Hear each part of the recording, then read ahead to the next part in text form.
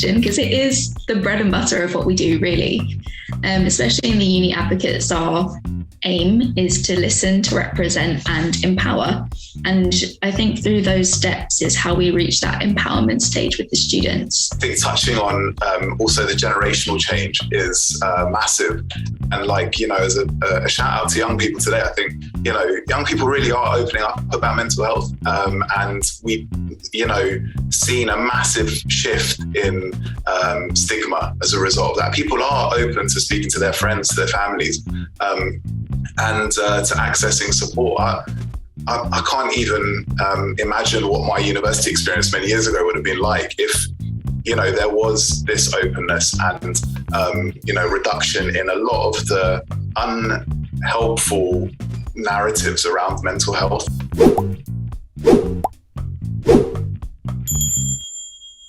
So, hello everyone, hope you're doing well, hope you're looking after yourselves. Welcome to another episode of Pick Up the Mic Season 5. We're currently on episode 2.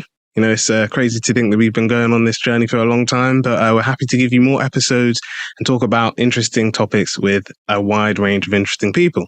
And we've got a really great topic for you today, and we'll be diving into that in just a moment. But as always, we like to hear who our guest speakers are for the episode. And we've got two amazing guest speakers today. We've got Emily and JP.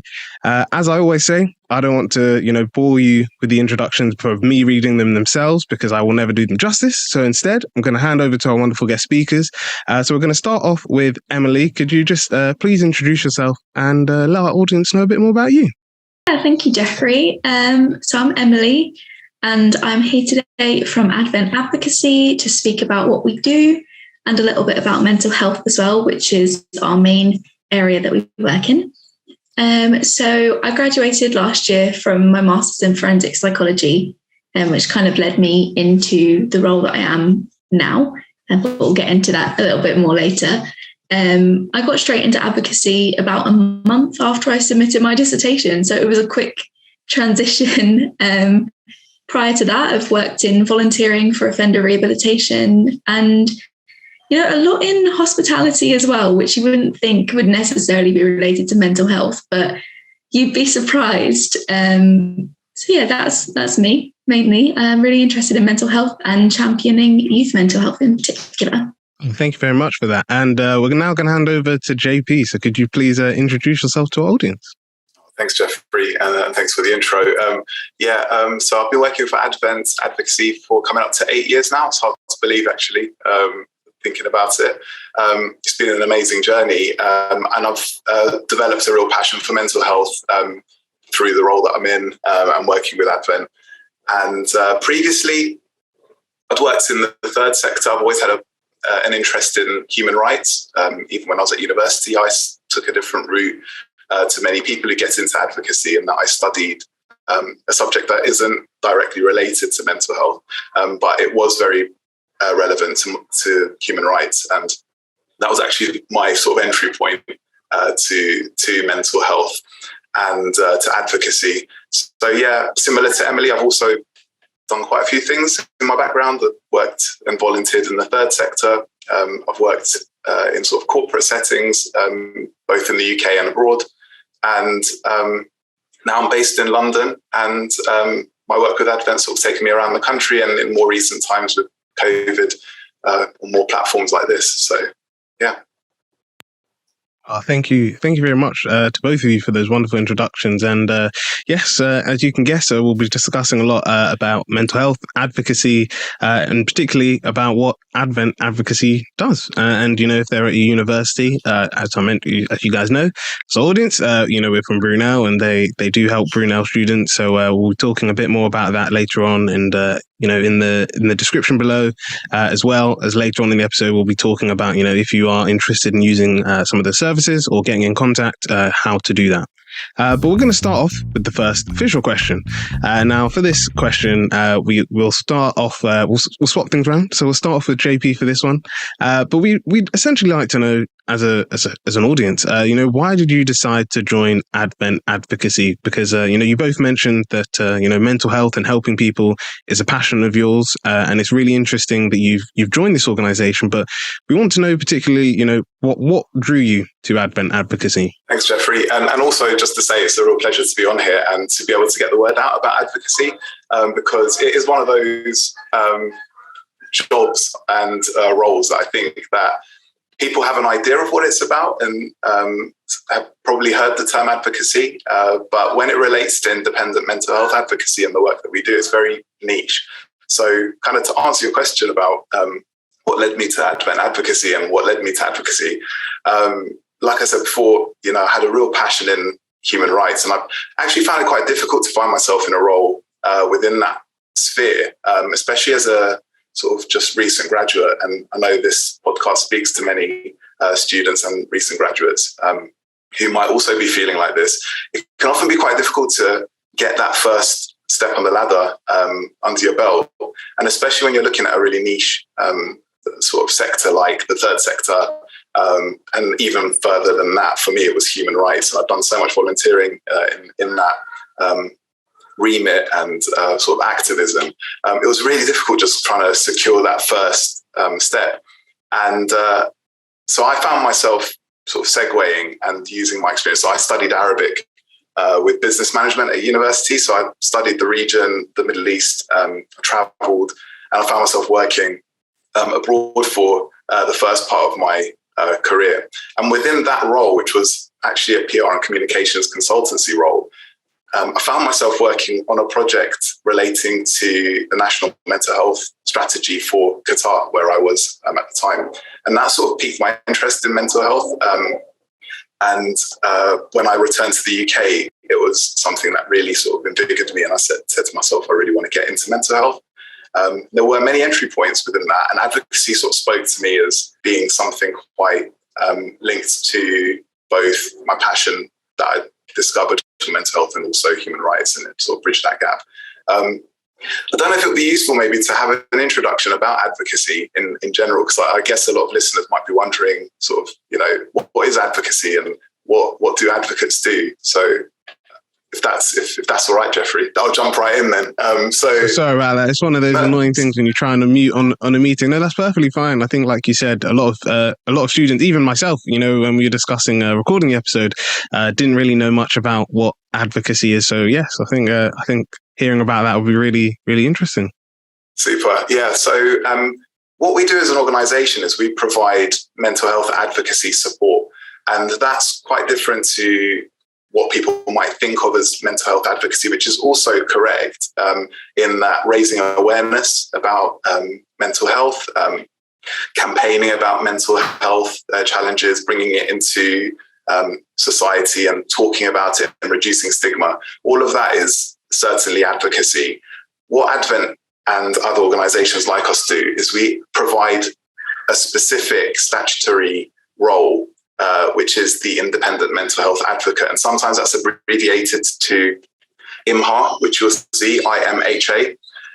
So an independent mental health advocate is somebody who supports service users, predominantly those that are in mental health services, but also some who find themselves in the community. And we provide generic support as well as statutory support. So that's supporting people on a spectrum of needs with raising the profile and supporting those individuals to speak up for their needs and their wants and wishes, and to ensure that their human rights are being safeguarded, essentially. So we are a safeguard as well for individuals.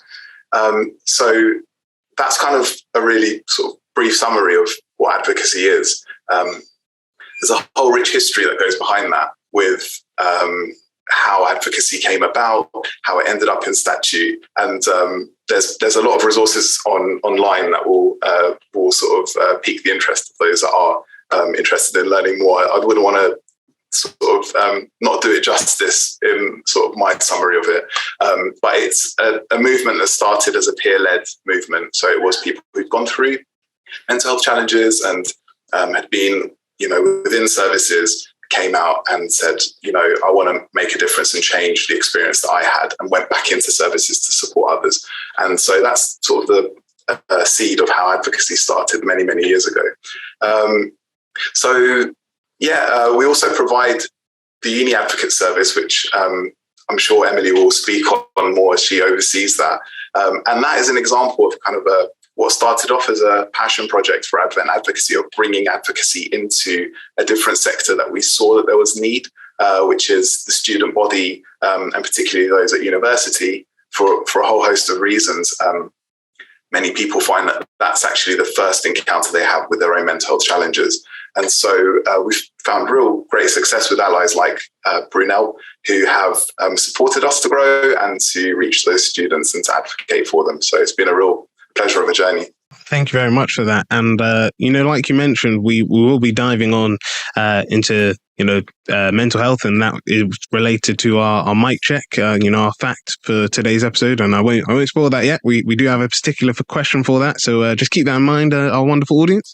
We're now going to ask Emily, was your reason for joining Advent Advocacy, the same thing? Was it because, you as JP mentioned, as you mentioned, you're a recent graduate, and as JP was talking about, mental health is something that students, I think, definitely will experience either personally. They might experience poor mental health personally, or know someone who has goes through mental health issues. I just wanted to know, was it a similar reason?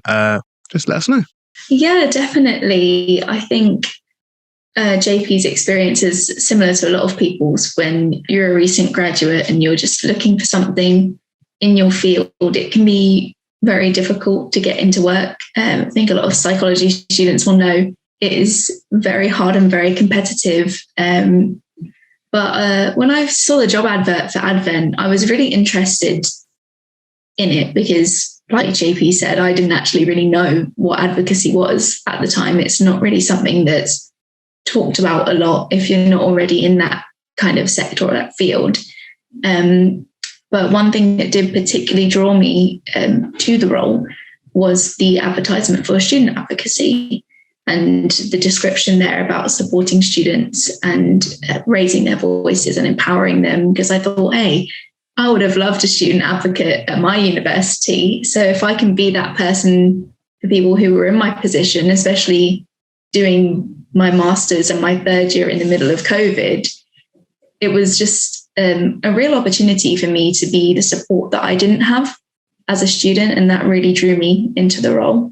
Thank you for that. And I think it's key to mention, like you said, COVID, as unexpected as it was, sort of threw a spanner in a lot of people's plans and a lot of people's ideas for what they wanted to do after university, which clearly, not only just for students, but also for everyone else, it can have a huge effect on people's mental health. And I know that that's something that, we've previously discussed on episodes. We've had a member of our team, Samuel, discuss it. It'll be interesting to see, long after, the statistics come out about COVID, how COVID has impacted individuals' mental health. And like you said about students, and how, whether, this hybrid way of learning for students, or whether it's to do with, how exams are done and things like that. Because I know some courses, through personal experience, are changing the way that they're doing things. So it'll be interesting to see essentially how this changes really in the future.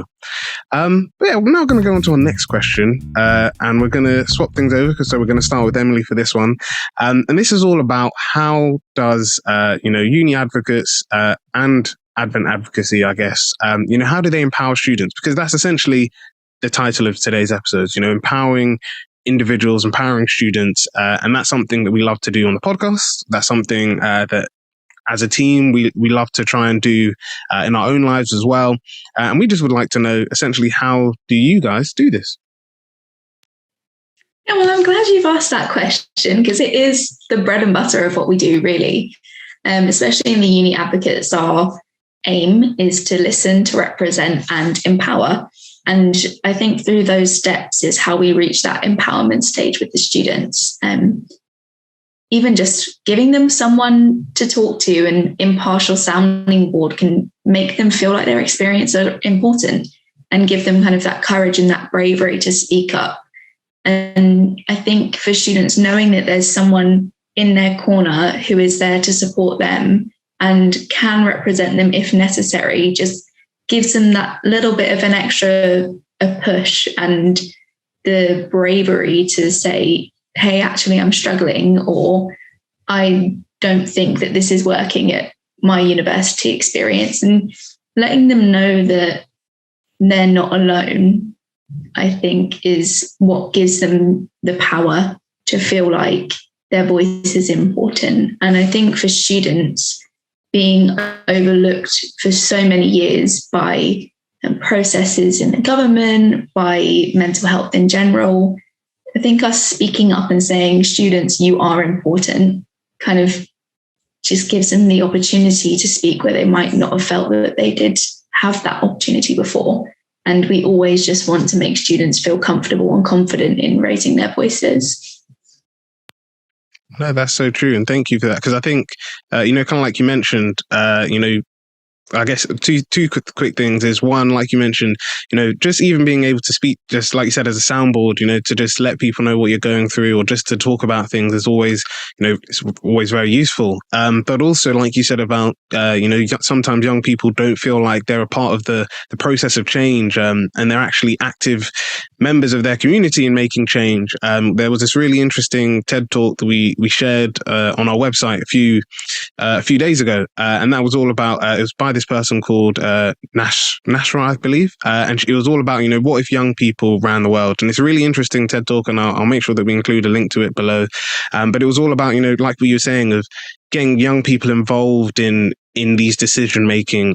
So she was specifically talking about through the charity sector and her experience with working on with charities and different organizations. But she was saying, it's all about getting young people in these conversations, getting them involved, not just as a publicity stunt or something like that. It's more about, getting to hear their opinions, because ultimately, these people will know essentially what to experience. It's been a while since I've did A levels or GCSEs, so I can't really relate that much to a student who's currently doing that.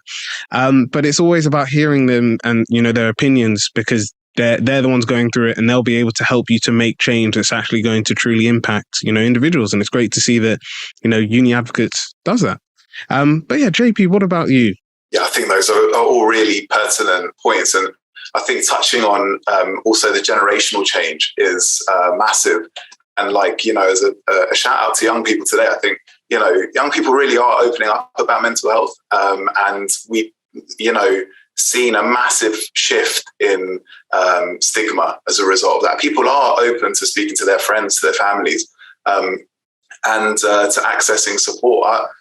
I can't even imagine what my university experience many years ago would have been like if, there was this openness and, reduction in a lot of the unhelpful narratives around mental health. I think a lot of that's probably been facilitated by things like social media.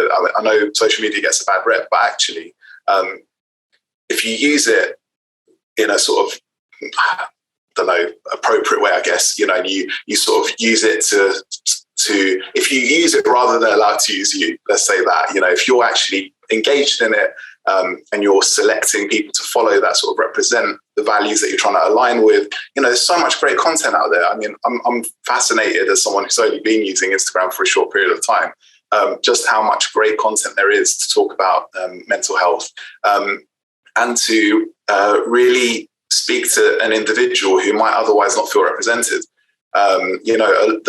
The whole thing with mental health that I'm sure Emily will agree with me on is that it's not a binary thing. It's not you have good or bad mental health. It's a whole spectrum. And within that, it's often quite difficult certainly previously, to find somebody who sort of has gone through the same experience as you. And these days it's opened up massively where, a student can access the plethora of support that's out there for them, and actually have reflected back to them an experience that isn't something they've just gone through themselves, or a specific potential or, diagnosed mental health challenge that they're going through. Many students have gone through the same experiences. And so, for me, it's really a positive environment to be operating in and to see that development and growth. And UniAdvocates certainly is there to encourage that and to, utilize what resources are out there to support students in embarking on these often quite challenging journeys. And, going through a mental health challenge, it's never an easy thing to deal with. And sometimes the smallest tasks can seem really, insurmountable. And just having someone there to listen to what you're going through and to support you with even the small things. I'm sure when we get into sort of more about the UniAdvocate service and what we can offer, even a small thing like sending an email, that can be really daunting when you just are not sure about who to email, whether you're doing the right thing. Am I over exaggerating? Is this a problem that is, something that's worthy of additional support? It can be quite confusing. So, it's a pleasure to be able to do this work and to see students engaging in it and to see the growth within people as well. Well, thank you very much for that answer. And it's so true. Like you mentioned, that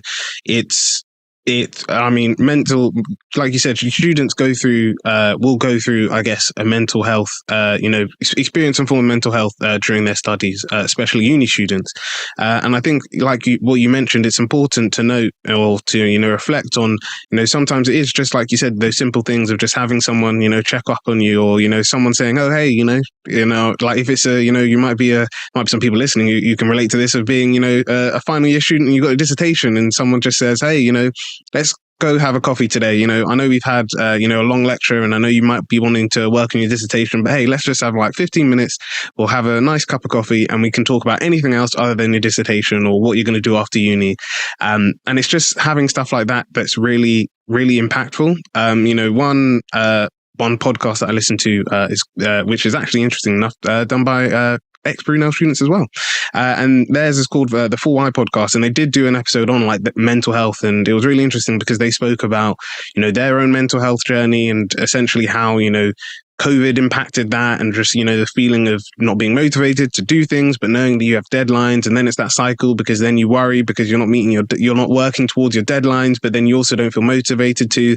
And they mentioned the same thing of just, having, whether it's, friends or family to just speak to you and just check and say, hey, you're doing okay? Or, hey, I've seen that you've been, going to bed late, working on coursework or anything. And, today would just have like an early night, or hey, don't work on it tonight, just take the day off, you deserve the rest. I think is always really key. And I guess it sort of links back to that idea of advocacy of having those individuals help you and support you through your journey. So we've now come on to the last official question before we go to passing the mic, where I'll be virtually passing the mic to Emily and JP, and they'll be asking me the question that they've prepared. And we're going to start this section with mic check. So as I previously mentioned before, we're going to talk about the mic check for today's episode is all about mental health. So we're going to start off. We've got quite a few resources for this one. So we're going to start off with UCAS, who released and the link will be down below as well if you want to read more into it. But they essentially released this article last year, in June last year, and was talking about essentially how over the last decade, the number of applicants to UCAS that have shared that they have a mental health condition has increased, they said, by 450%. And they were also talking about that while mental health within applicants has increased. So they particularly looked at a study that showed that it had gone from 0.7% in 2011 to 3.7% of all UK applicants declared that they had a mental health condition in their application to study in 2020. And they go into more analytics about, how certain courses how gender and race can play a part in that. But they were really saying that while this is happening, there isn't essentially a lot of work being done. And that, universities and colleges who want their students to succeed in their studies need to create or highlight or share these support services to their students so that they're aware that whether they're, starting university or, while they're at university, there are these services that they can use. And this is really interesting because it links to a study that the Department of Education did that, interestingly enough, came out around the same time. So June 2021. And they essentially were doing research into mental health within students. So they were saying that, again, the rising number of students declaring a mental health condition, reporting of adverse effects of stress or low levels of well-being, as well as before the pandemic, were quite high. But also they've said that this has been increased by the pandemic. Sort of like JP mentioned, though, they did say that, this increase in reporting could be around the idea of not necessarily just because of, these, like COVID-19, or because of stress related to the things that COVID essentially caused. But they were saying as well that it could be because, as JP mentioned, the stigma around mental health and disclosing mental health conditions has changed since what it used to be. And also this openness to whether it's, organizations or, universities or colleges, being aware that, students do have mental health conditions and taking them on board. So essentially, with all of this in mind, and we'll start with JP for this one. I'd like to ask you, essentially, what's one piece of advice that you'd give to students who may be struggling with their mental health? Now, this can be for, as I mentioned, any student. So if you've got particular ones for, like I said, whether they're a third year student about to graduate, or if they're, a master's student about to start, you're more than welcome to do that. If it's generic advice that you'd give to any student, that's perfectly fine as well. But what's one piece of advice you'd like to give to a student who may be struggling with their mental health? Thanks, Jeffrey. I've got to caveat this answer by saying that one of the key fundamentals of advocacy, so I'll be responding as sort of John Paul rather than John Paul the advocate, is that one of the things with our services, we don't offer any advice. The crux of advocacy is about opening up options and ensuring that students can make an informed decision about what's out there. And throughout our training, both internal and our external independent mental health advocacy qualification we go through, it's one of the key sort of foundations of advocacy is that advocates never advise. So it feels a bit odd to provide advice, but I will.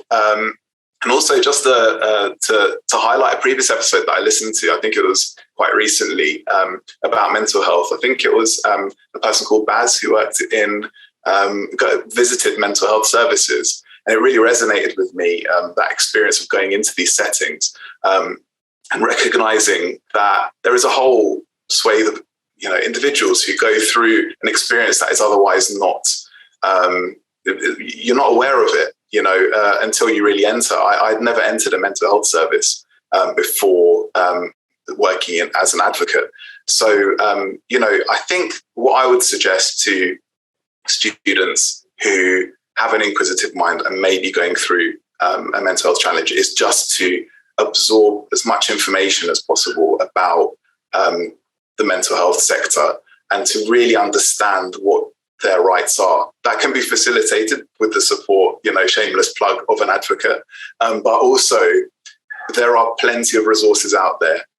There are podcasts after podcasts talking about mental health. There are celebrities that are coming out and exposing and explaining their, struggles with mental health. It really is a hot topic at the moment. And I think that kind of zeitgeist we need to sort of grab and keep the momentum there. So I would say lots of reading and absorption of content and to reach out to organizations that reflect the particular circumstances that you find yourself experiencing at the time.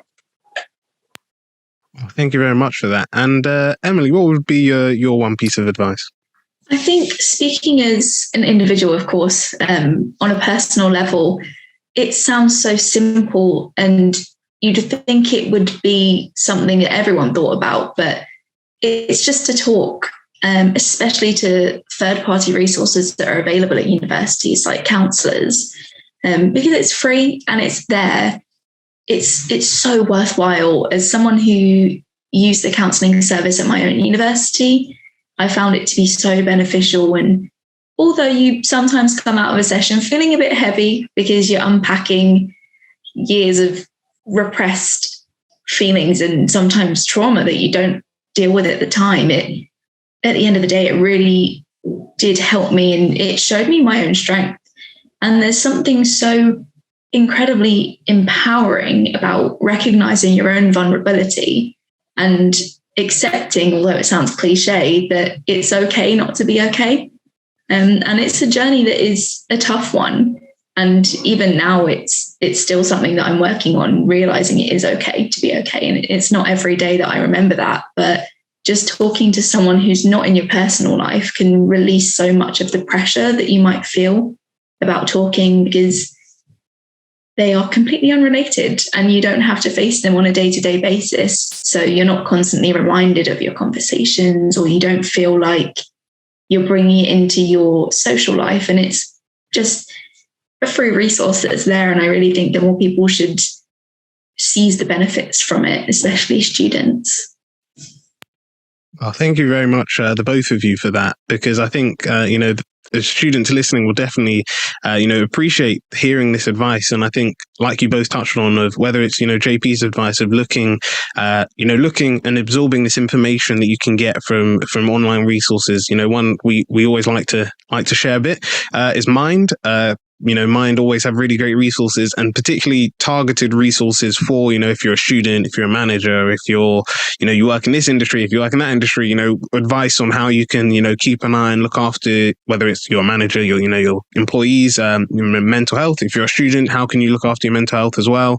But also, like what Emily was saying, just having, using these resources, especially the free ones that you have while at university, where, if you were to leave university, you might not necessarily have easy access to, is always good, because these resources, like Emily said, it's always good to talk to someone who, is outside your social network, because, you might not necessarily feel, or you might not feel that, by sharing this, you're going against, someone's friend, or, there's no pressure because this person, as Emily mentioned, doesn't know you. They don't know, they don't know the people that you know. So there's no pressure on that side of things. I think is really key. And I think for anyone listening, definitely this will be, both pieces of advice will be really useful for them. So, thank you very much.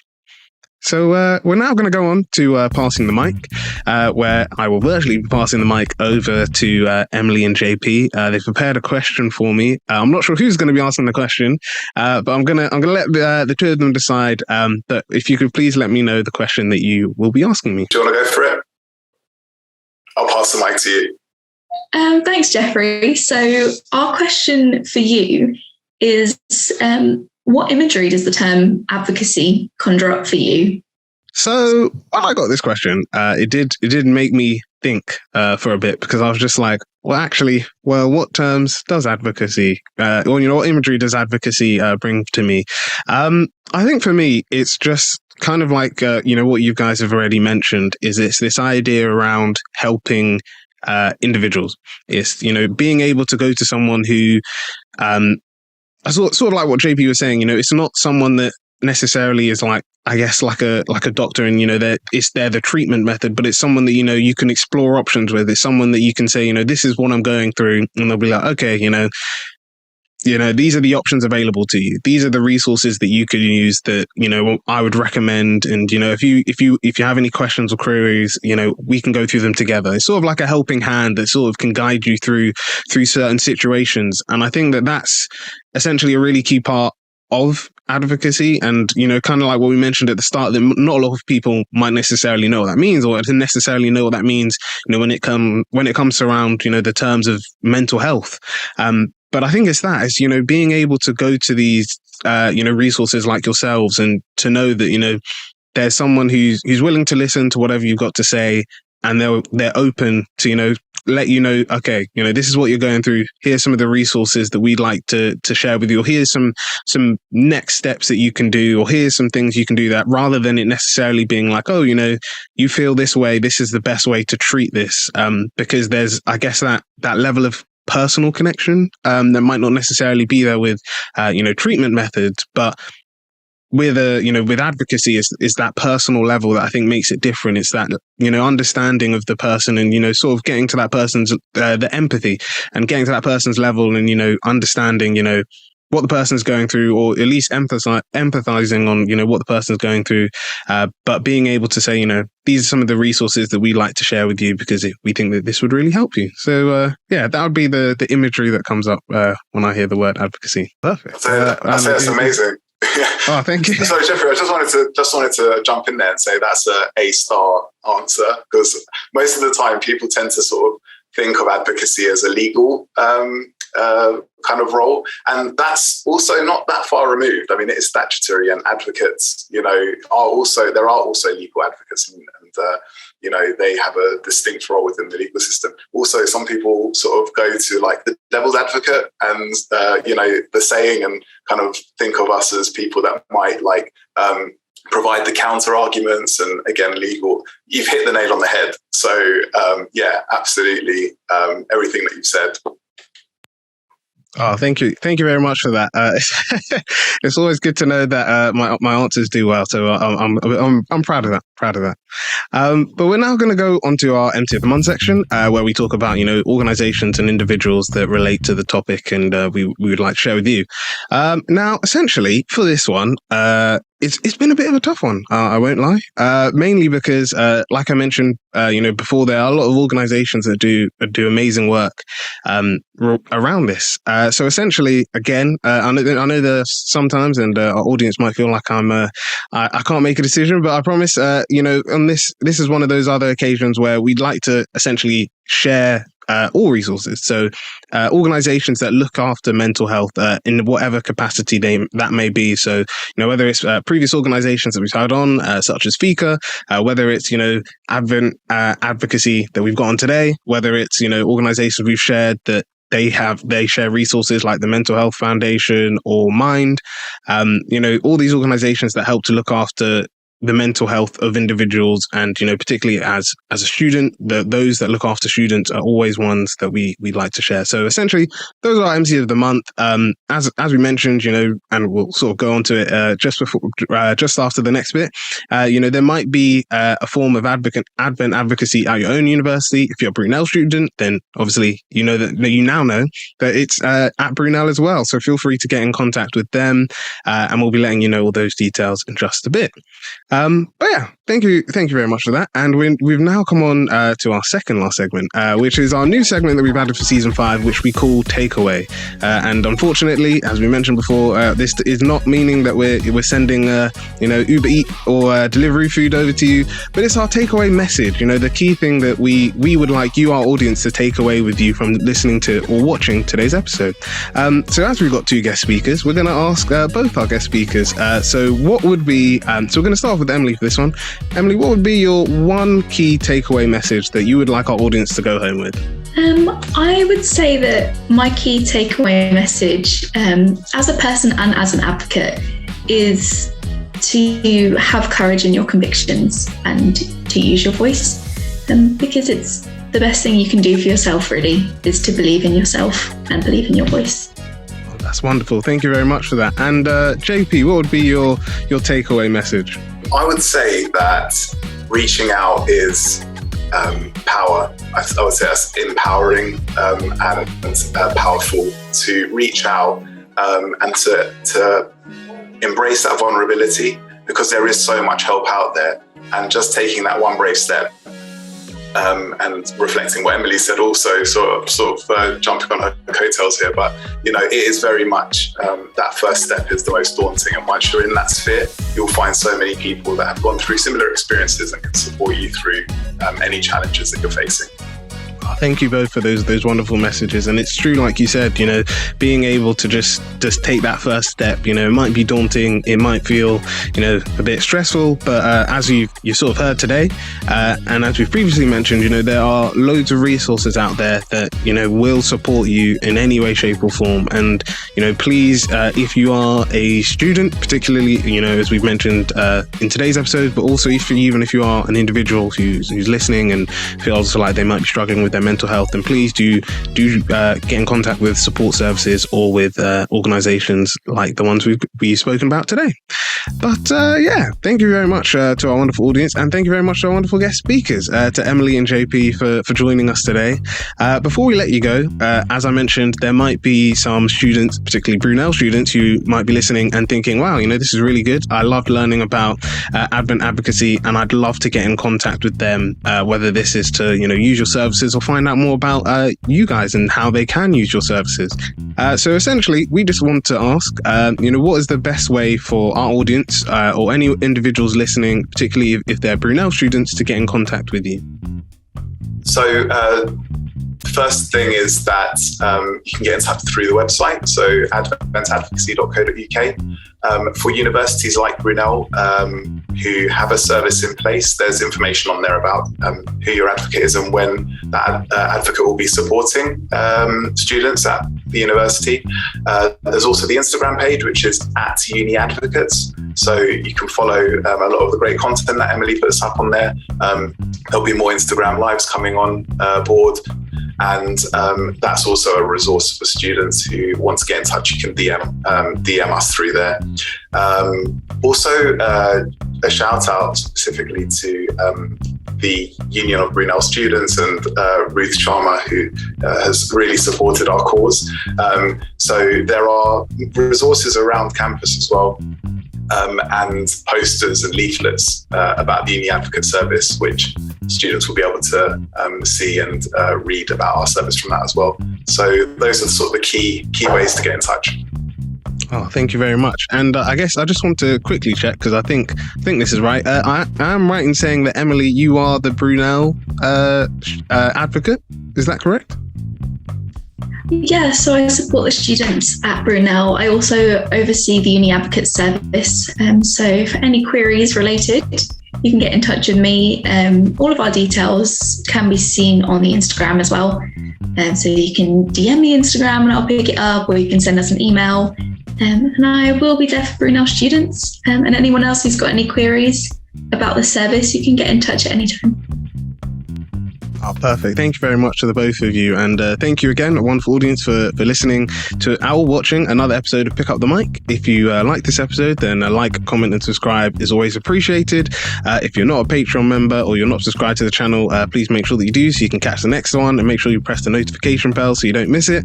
If you'd like to be a Patreon member and, get early access to some of our episodes and see some of the more additional content that we're doing, then please make sure that you click on the support the show button below so we can keep making these amazing episodes. But yeah, it's been a pleasure to have you guys for another episode. Keep an eye out for the next episode, and we will see you all the next time when we pick up the mic. So that's a bye from us here. Hope you all have a wonderful day, and speak to you soon.